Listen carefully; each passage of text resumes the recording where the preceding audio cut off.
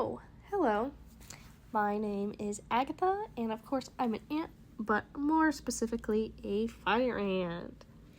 Our scientific name is Solenopsis insecta. We live in a few different places, but mostly mounds and sunny areas, tunnel into the soil, and in open areas. Look at that, it's my house, pretty nice.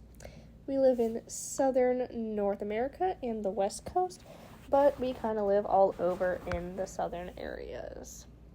Ants are very social with a complex society structure and is split into 4 different categories, being the queen, the brood, workers, and drones.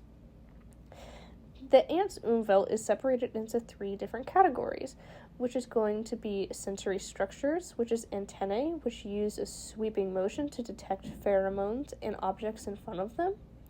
Their visual system, which is compound eyes, which don't see the best, however, they can be used to detect objects in front of them, and chemical signals, which are those pheromones, which help them to detect chemical pathways and also other ants around them.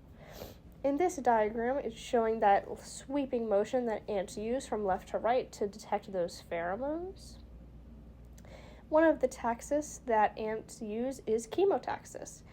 They use positive chemotaxis, which means that they're going towards the chemical.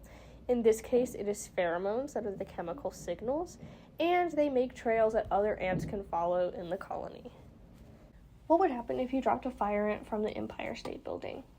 The ant would be totally okay because they have a high surface area to volume ratio because of their body size, so the ant would be all good. Sensitive periods, what are they?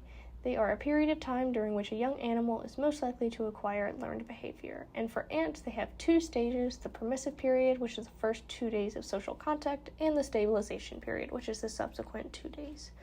The question and hypothesis for my experiment is about rafts. Worker fire ants will form rafts by linking arms together to help them during floods so they can float across large bodies of water. My scientific question is, at what age can fire ants form rafts within the colony? My hypothesis is that ants that are full-grown adults have their full body structure, therefore other ages of ants cannot form rafts, and this is a developmental question. These are my ant ethogram behaviors, and my ethogram is to observe what age ants are doing these behaviors. I'm going to be using scan sampling and observing what ants form the base of the raft. To enhance the quality of data, there will be no objects in the water, and water is adequate enough for the ants to make a raft. Here's the video that I used.